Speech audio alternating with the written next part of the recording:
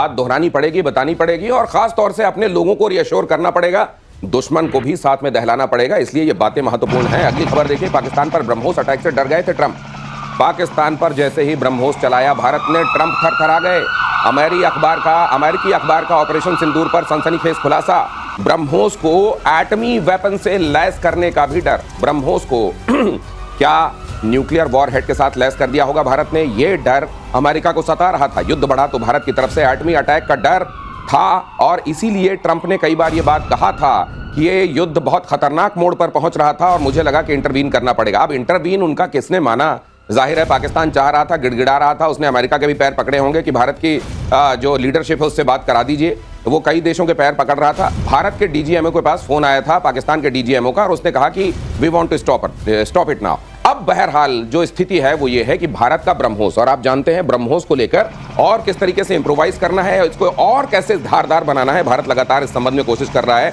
निश्चित रूप से ट्रंप, मुझे लगता है सर, और बहुत सारे लोग ये जो थ्योरी कहते हैं कि अमेरिका की कई चीज़ें, महत्वपूर्ण चीज़ें पाकिस्तान के अंदर रखी हुई हैं और अमेरिका को इस बात का भी डर सताने लगा था कि कहीं मेरी चीज़ें तो आहत नहीं हो जाएंगी और इसीलिए शायद उसको बेचैनी होने लगी।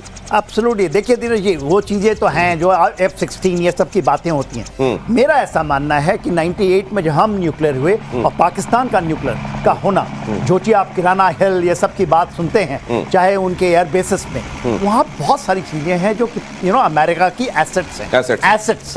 और वो ऐसा नहीं कि जमीन के ऊपर है, वो जमीन के नीचे भी है। तो मैं इशारों में आपको ये बताता हूँ, जमीन के नीचे भी है। जमीन के नीचे। सर एक बात बताइए, अगर मेरे पास परमाणु हथियार हैं, मान लीजिए मैं पाकिस्तान के ऊपर रहम की निगाह रखता हूं, मैं अपने कुछ एसेट्स देके वहां पे एक आध टेस्ट करा दूं और बाकी पता नहीं उनके पास वाकई न्यूक्लियर है कि नहीं। बहुत सारी चीजें ऐसी थी जो अभी तक कवर में थी और असल में ब्रह्मोस ने उस पर्दे को फाड़ देने का काम किया है और इसीलिए अमेरिका भी थर्रा गया। एब्सोल्युटली। देखिए बात ये हुई थी जब हम न्यूक्लियर हुए थे, 15 दिन बाद, 98 में हम न्यूक्लियर हुए और 15 दिन बाद पाकिस्तान हो गया। किसी भी कंट्री के पास ऐसी कैपेबिलिटी नहीं होती, आप पैदा कर दीजिए। तो वो तो शक है हमारे, जब हम बात करते हैं ना कि क्या उनके पास न्यूक्लियर, वो जो कहते हैं बात है कि नहीं, तो हमारे जहन में तो वो है ही। बात उसकी है जब आपने हिट किया सरगोदा में और जाके किराना हिल हर्राया और आपने कहा कि वहां पर कुछ हो गए, तो कुछ एसेट तो है ही। बात आज इसकी है कि ब्रह्मोस की आपने की है। क्यों ब्रह्मोस? जो ब्रह्मोस एक क्रूज मिसाइल है, नैप टू अर्थ, 3 मीटर का, अभी तो 1 मीटर का हो गया। लोग हम कहते हैं 500 किलोमीटर, मगर उसकी एक्चुअली रेंज जो हमारी ऑपरेशनल रेंज है वो 800-900 मीटर है। उसके अलावा अभी उससे भी बड़ी चीज है जो दुनिया में बात नहीं हो रही है, खुल के बात नहीं हो रही। पाकिस्तान के डॉन का अखबार में, चाइना के और पूरे अमेरिका के अंदर अग्नि 5 एडवांस वर्जन, जो कि आपका बंकर ब्रस्टर है, बंकर ब्रस्टर मिसाइल।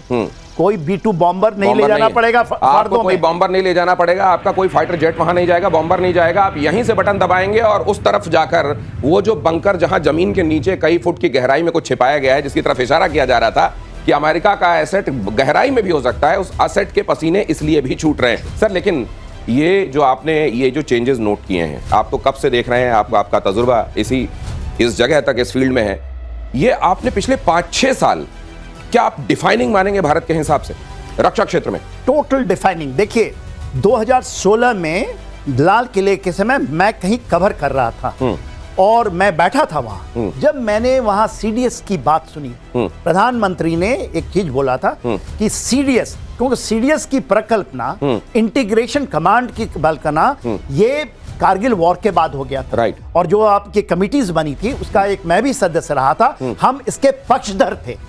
जो अग्निवीर की है प्रकल्पना कि 4 साल में जब टेक्नोलॉजी बदलता है तो फ्रेश माइंड चाहिए, उस समय की है ये। बहुत सारी डिबेटें यहाँ चली। तो पूरा स्ट्रक्चर बदल, पूरा स्ट्रक्चर और भविष्य की चुनौतियां और दुश्मनों की तरफ से आने वाले जो थ्रेट्स हैं, उसको देखते हुए भारत को कैसे तैयार करना है, इस बारे में जो दिन दूनी रात चौगनी रफ्तार से काम हो रहा है, वो दुश्मनों के लिए थर्राने वाला है। यूक्रेनी राष्ट्रपति ज़ेलेंस्की का बहुत बड़ा दावा। दूसरे फ्रंट की खबर देखिए, रूस की तरफ से लड़ रही है पाकिस्तान की फौज, पैसे लेकर मुनीर की फौज के लड़ने का दावा। क्रूर युद्ध में चीन, उज्बेकिस्तान भी रूस के साथ हैं। चीन, उज्बेकिस्तान, पाकिस्तान रूस की तरफ से लड़ रहे हैं, ऐसी बात, ऐसा दावा किया जा रहा है। ज़ेलेंस्की ने, यूक्रेन के राष्ट्रपति ने यह दावा किया है कि उधर से, अब ये जरा ज़ेलेंस्की ये भी बता दें, ज़ेलेंस्की जरा ये भी बता दें कि उनकी तरफ से कौन कौन लड़ रहा है। ये तो जग जाहिर है, ज़ेलेंस्की की तरफ से तो 32 नेशंस के, और ये नहीं जो मिशनरी फोर्सेस हैं जिसके अंदर में कोलंबिया का नाम भी अभी आना शुरू हो गया, जो कि एक्चुअली आपके लुहांस डोनेस्क में कर रहे हैं। मगर जब वो कहते हैं कि ये मिशनरीज हो सकते हैं चाइनीज, ये मैं नहीं मानता, क्योंकि भारत से भी कुछ लोग गए थे आपको प्रजोगन की फोर्सेस ज्वाइन करने के लिए। बात उसकी नहीं है। रशिया ने यदि नॉर्थ कोरियन को यूज किया है तो 12,000 आए हैं, वो उसने खुल के बताया। तो रशिया ऐसा देश है, ऐसा मैं मानता हूं, क्योंकि उनके साथ मैं बहुत ऑपरेट किया हूं। वहां पर वो उन चीजों को छिपा के करने वाला नहीं। ठीक है। जब आपने देखा होगा प्रोजेगन को उन्होंने यूज किया था, जब उसकी फोर्सेस हैं तो उसने जो सोलेडार में यूज किया था, बाखमुत में यूज खुलेआम किया था, पूरे दुनिया के सामने हर्रा गई।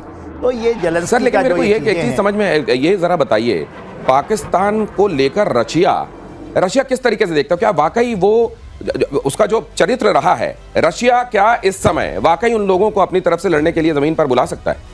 देखिए, जब ये लड़ाई शुरू हुई थी 2022 में, आपको याद होगा इमरान खान साहब जिस दिन लड़ाई छिड़ी थी वो रशिया पहुंच गए। तो ऐसी खबरें भी आ रही हैं, वो चिंता का भी कभी कभी भारत का विषय बन जाता है, क्योंकि उनकी थोड़ी डील तो हुई है रशिया के साथ, पाकिस्तान की डील है। अच्छा। और चाइना के सह पे हुई, चाइना के सह पे हुई है। वो उनसे तेल भी लेना चाहते हैं, वो भी शायद आ रहा है। तो सर ये बताइए, ये खबर अगर अमेरिका को पता चलेगी और अमेरिका वहां से तेल निकाल रहा है, तो पाकिस्तान का तेल नहीं निकाल देगा ये खबर सुनने के बाद? देखिए, पाकिस्तान एक दोहरी नीति है, अमेरिका भी दोहरी नीति से खेलता है। अच्छा। तो और इसके लिए देखिए, जब करेक्ट आकलन करें, मैं भी ऐसी बड़ी बातें कर देंगे पाकिस्तान में कुछ नहीं है। पाकिस्तान एक महारत तो हासिल की है। वो जानता है कि कैसे, जब हम 3A की बात करते थे, अल्लाह, अमेरिका, आर्मी, अमेरिका आता था। आज चाइना वो हिमालय से भी ऊंचा और जमीन से भी गहरा उनका संबंध है।